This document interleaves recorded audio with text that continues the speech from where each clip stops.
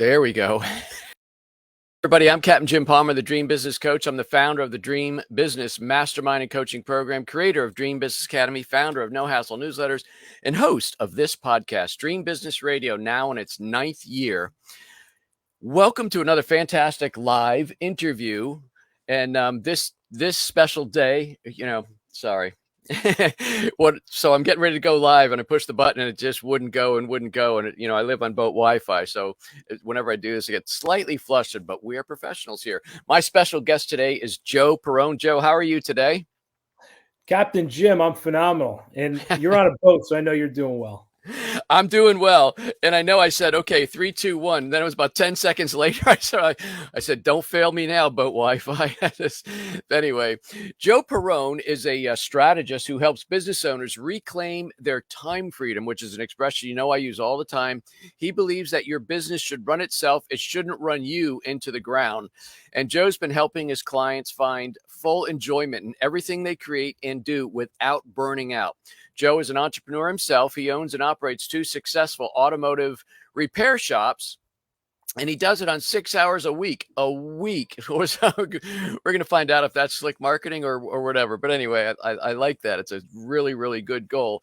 Joe's favorite way to invest his reclaimed time is by building strong relationships with his wife, his 2 young sons, his network, and his friends. If you've been following me for any amount of time, old Captain Jim says you can achieve financial freedom in your business, and that leads to time freedom. So when I saw Joe's information come across my desk, which is, let me test my memory here, my colander of a brain. I think it was Meredith Bell or Denise Griffiths. One of the two introduced. Was I close, Joe? Because I really put myself on the spot.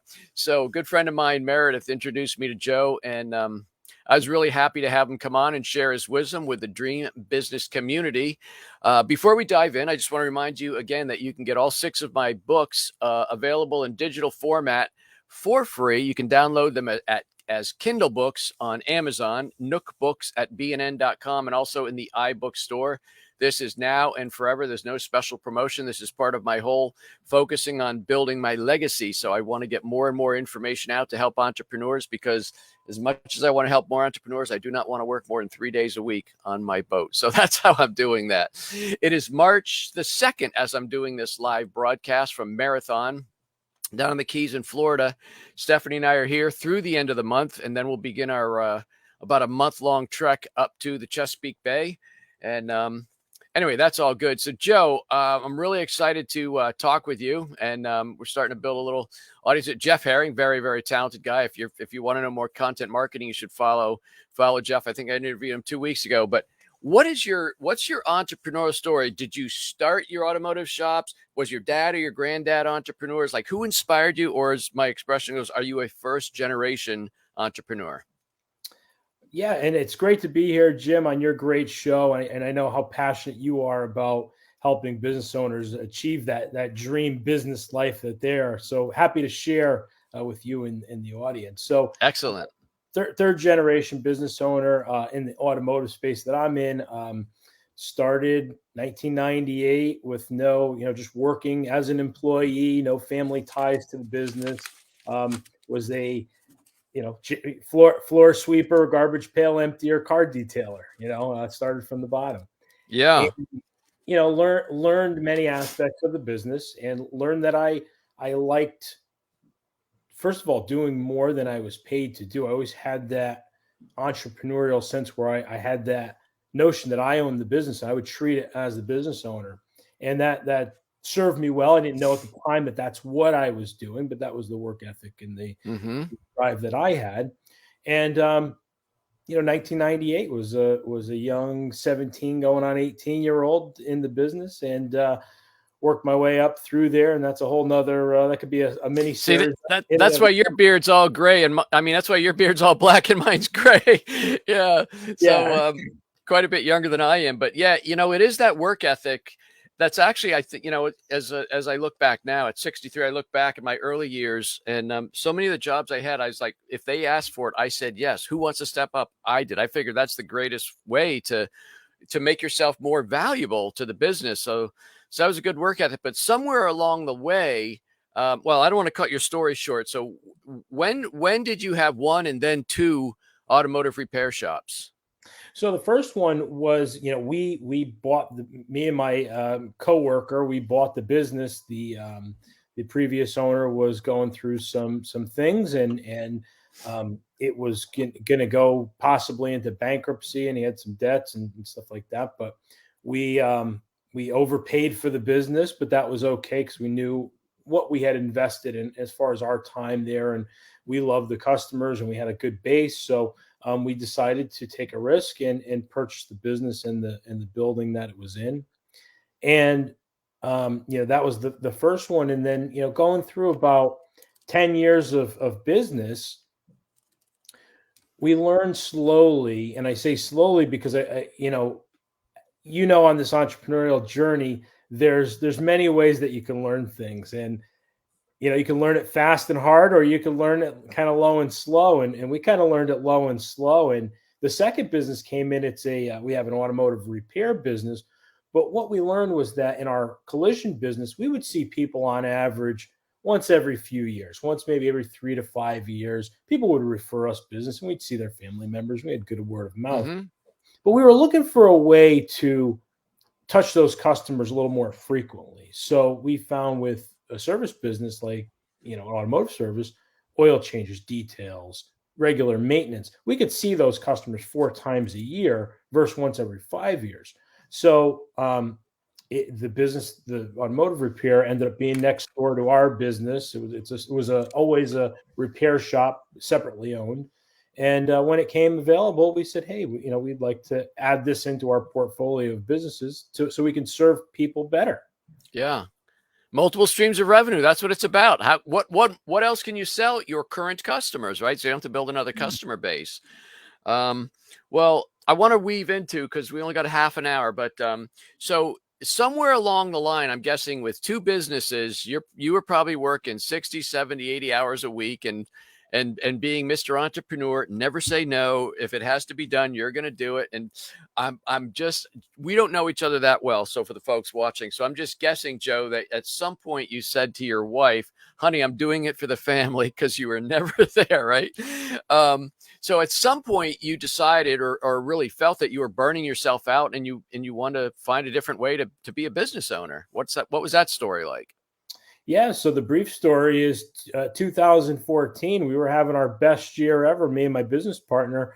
And it was, like you said, it was say no to no one. Flip the keys here. We'll get it done for you by Friday. That was Yep.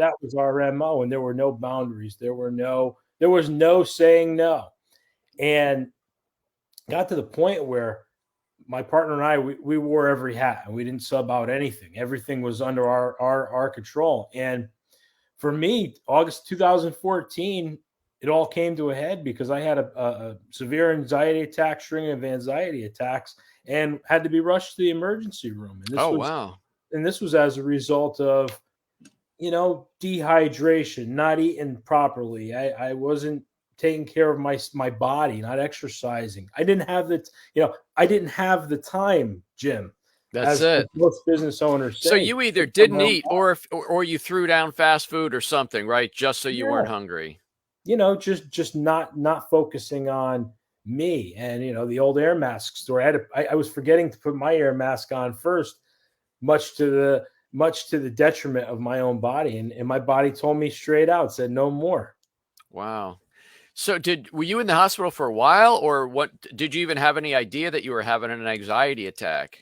Jim, I didn't know what it was. It could have been a heart attack. I didn't know what it was. My body just shut down, collapsed me right in the floor of my automotive shop. I still had envelopes and paperwork in hand, and I just, couldn't go anymore. And it was a really terrible feeling. And I wish that on no business owner that's listening to us out there. So what's the first step? I mean, today you have created time freedom. As I read in the intro, you work 6 hours a week. I don't know if your goal is 6 hours a month, but we'll maybe you'll get there. So how did you create time freedom in your business? What was step one?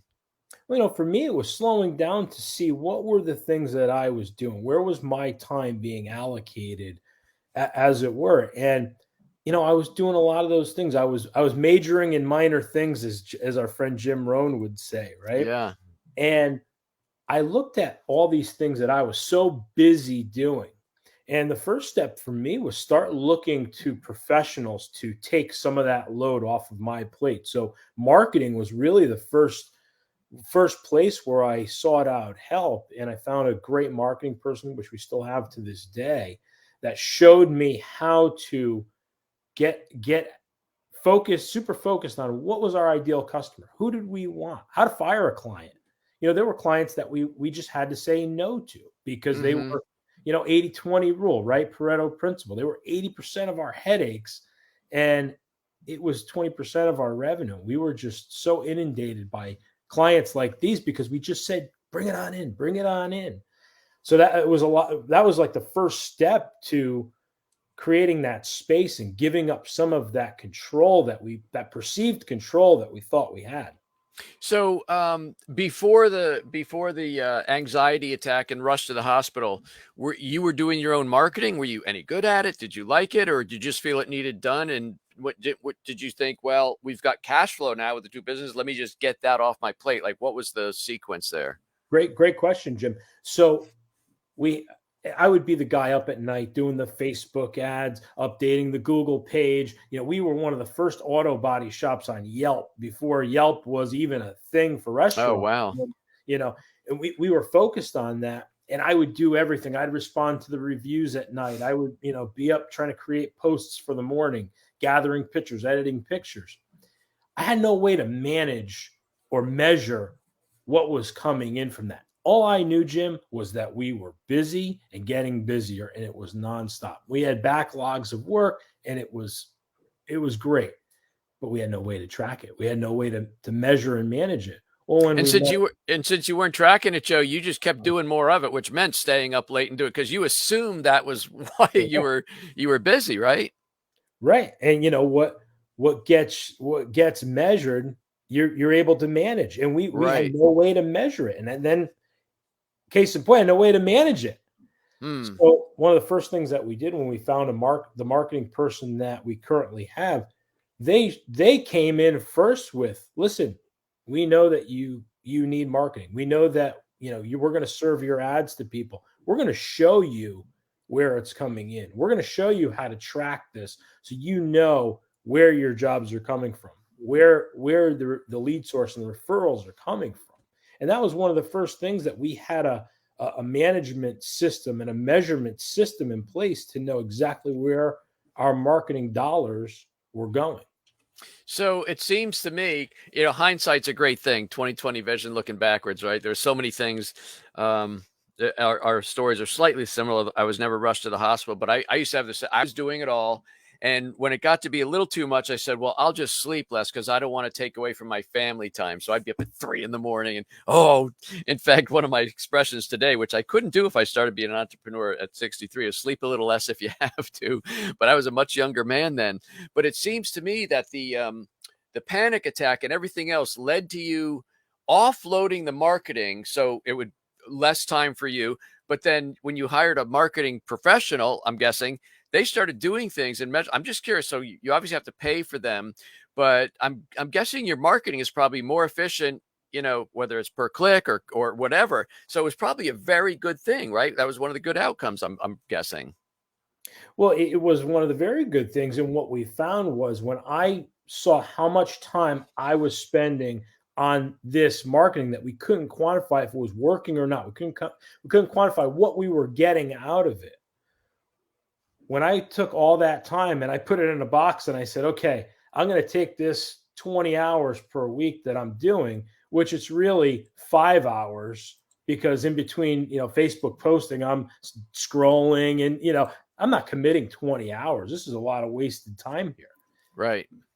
When I saw what a value of my hour was worth, either for my business or with my family, when I found out what that time was worth, when we multiplied it by how much I could offload that, boy, it was a fraction of the cost of what it was going to be for an investment with a marketing company. Yeah. There's so many questions I want to ask you. I'm actually deliberating which ones, and I keep looking over at my clock here. But so you slowed down and you got clear, and then you offloaded marketing. I really want to ask you another question, but let me go for a second one. So I'm guessing if you offloaded marketing, Joe, that probably freed, let's say you were at 60 hours. Let's say that freed up 10. You're still working 50 hours. Did you suddenly start eating better? Like, what was the next thing to get yourself to where you are today? Well, what I realized that for anything in my life to change, I had to change. Okay. And I realized that everything up to that day was an outcome of how I was being and the decisions that I made, the lifestyle choices that I made. And I knew that I had to do something. And it was a really tough, ego kick to say, hey, it's not everybody else, it's you.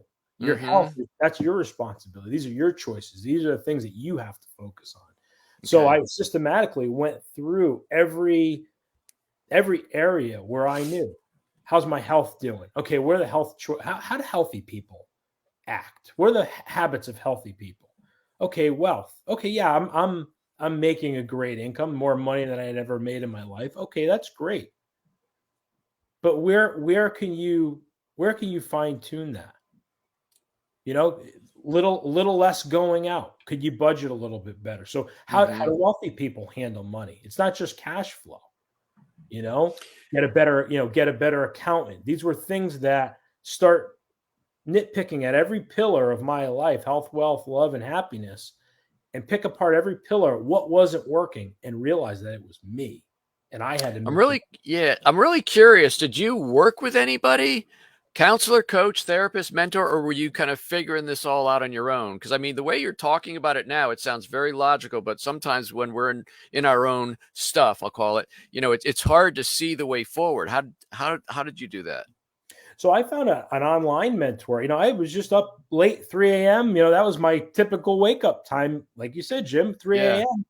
And this was maybe a month or so after the panic attack, and I'm like looking for the answer here, and I found a mentor online. He had a small program. And he said, for anything in your life to change, you're going to have to change. Okay, we got that, but where do I change, Jim? I don't know where to start. But he said, Yeah. okay, in 67 days, scientifically proven, you could change any habit.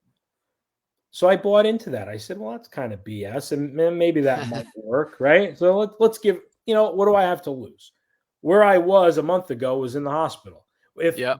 Does this guy have something that I can listen to and take advice from and change my life? So I spent the next 2 months with him and his program, and boy, I learned so much stuff, Jim. And one of the biggest things was I wasn't committed to being a lifetime student. I Mm-hmm. thought I knew everything. I thought I had Yeah. every single answer. Yeah, that's so powerful. I know we're both fans of Jim Rohn. I assume you're a fan of Zig Ziglar. And Zig used to say, you don't have success at work if you don't have success at home.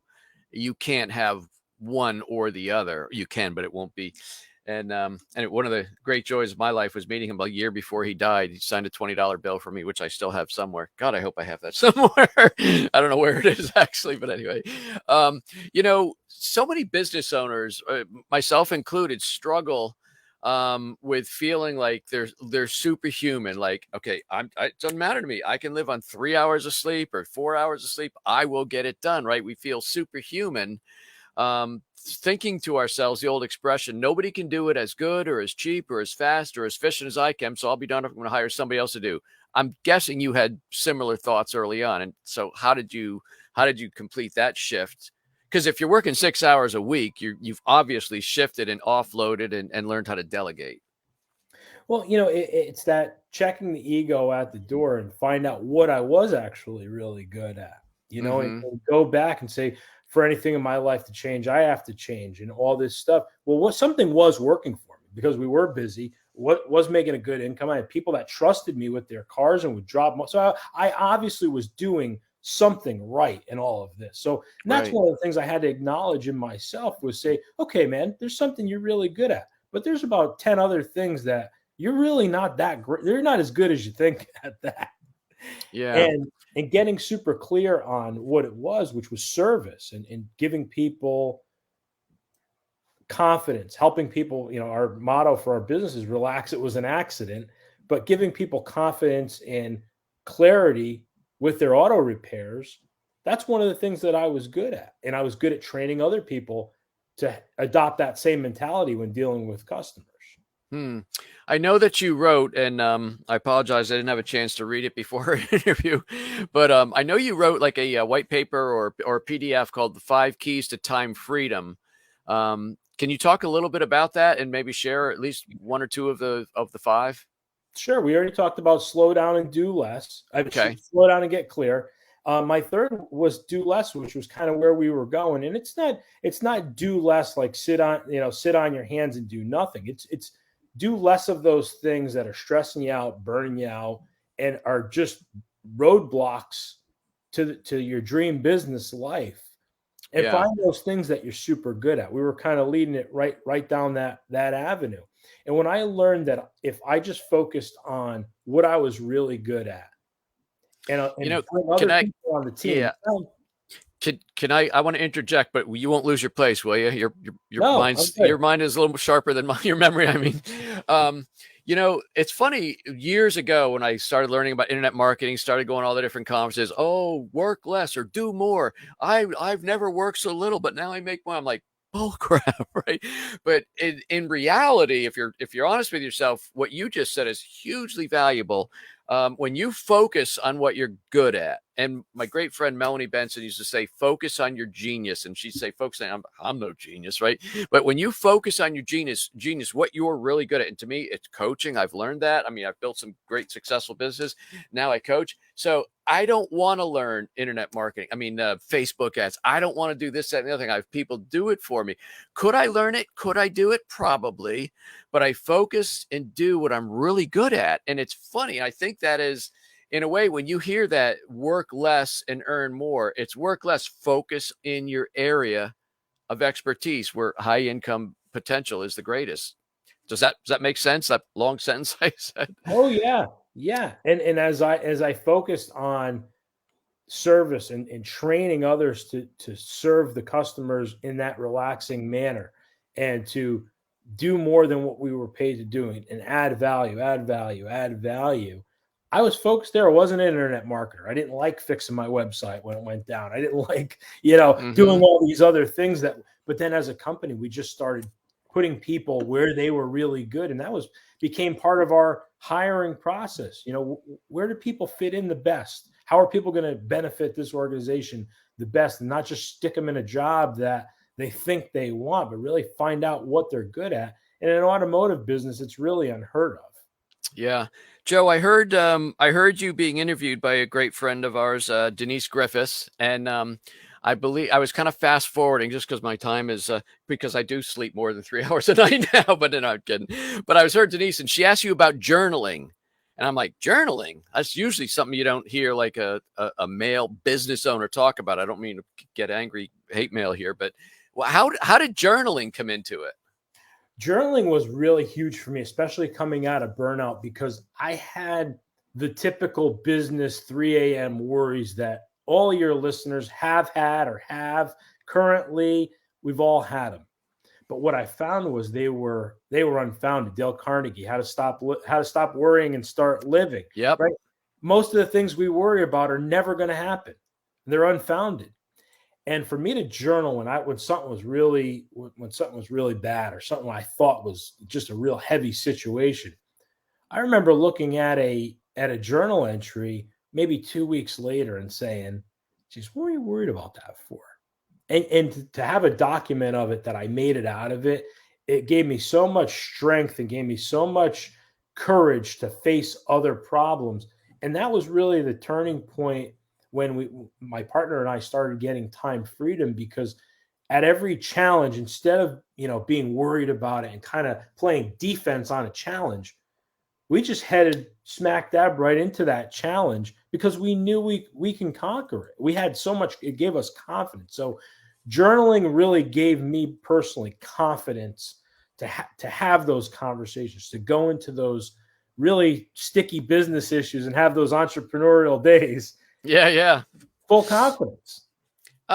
So I'm just curious. You've talked. You have a partner, and you've had a partner your whole journey here. Just curious, did your partner have any similar either health issues or scare tactics? He's been a great supporting, loving partner of yours. I mean that in the business sense. But did you was he in a different track, or were you both kind of going haywire a little bit? Oh, we were both going hard. It was something that we had worked on for a long time, and getting the business was a struggle, and getting to that point was a lot of work. And there was a lot of fatigue, and there was a lot going on at that time. And it could have just as well been him as me. But we both took it as a learning point to where, hey, this isn't where we want to be, and we both have young kids. He had, his kids are just a few years older than mine, and I had one on the way. When I burned Mm, out, my wife was, 6 months pregnant with our first son. So I said, "Is this the kind wow. of dad I'm going to be? I'm going to be a burned out dad and try to raise a son in this world." And this is the example that I'm going to show to him, and that weighed on me pretty heavy as well. So a lot of what we're talking about with this time freedom, I think, to use that work-life balance, which is kind of an overused thing, but what about somebody that has a home-based business? Like when you leave the shop, I mean, you used to come home and work, work, work, but you had a brick and mortar business, right? What about those who are solopreneurs and have a home-based business or a boat-based business? How do you maintain that kind of commitment to yourself to have time freedom and enjoy it? I truly think it's getting clear on exactly what you want, Yeah. and all those pillars, and your health, your wealth, your happiness, your relationships, all of those areas. Getting so much clarity on what it is that you want, and not looking to the left or to the right. Making a personal decision on what it is that you want. Jim, you want to live on a boat. You've made all the decisions necessary to get to that boat and to live on that boat. Your neighbors might do something else. Your friends might do something else. That was your decision to do that.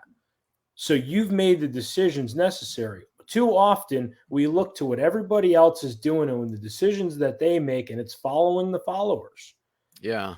And as a solopreneur, if you have multiple employees, you have multiple businesses, it's truly getting clear on what is exactly that you want. And the book that really helped me do it, and I encourage everybody to read it, is The Five Regrets of the Dying.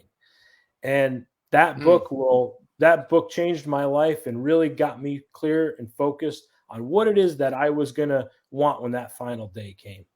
Wow.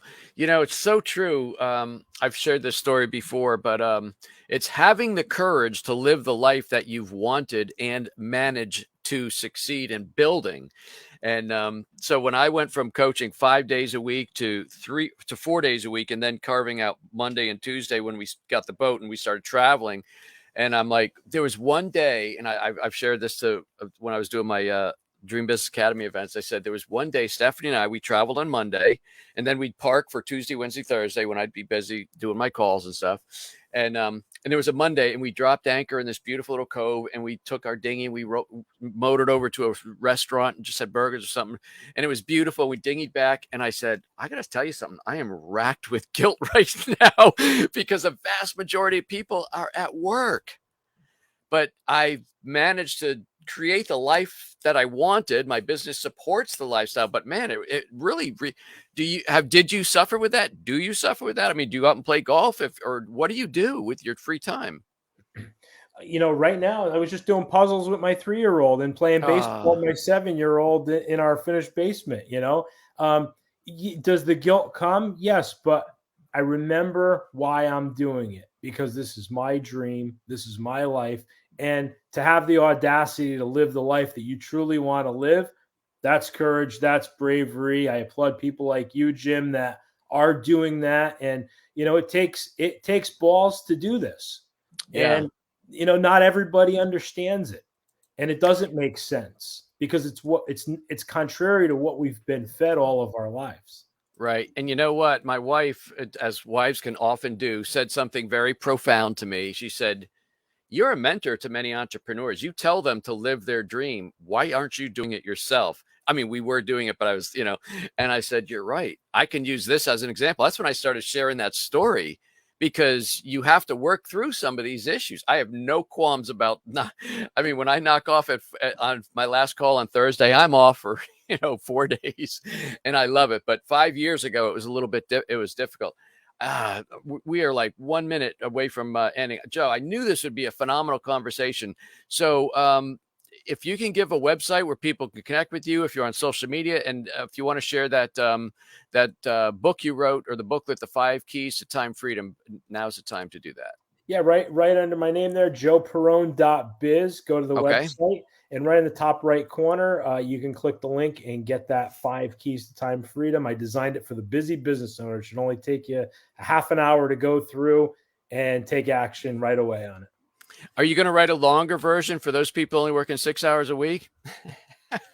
Oh yeah, there's a book in the works, and love to come back when that's ready to go. I will definitely have you back. Joe, thank you so much. It was a great interview. Folks, if you're watching this, if you're watching it, put up some likes, hearts, or attaboys. Love the interview. If you're watching on a replay, put hashtag replay and share some good comments with Joe and myself. But that wraps up this very special interview with Joe Perrone. I highly recommend you connect with him. Again, I've learned a lot from him even before I interviewed him, which is why I know I put him on the air like this. But anyway, connect with me at getjimpalmer.com. That is my home base. If you're interested in joining myself and about 28 very smart entrepreneurs in the Dream Business Mastermind, go to dreambizcoaching.com. Get the six of my books, including Decide, the ultimate mindset book for entrepreneurs. You can get those at Barnes & Noble, at Amazon, and, of course, the iBookstore. But that's it. Until this time next week, another fantastic interview. I am Captain Jim Palmer, the Dream Business Coach. You take good care.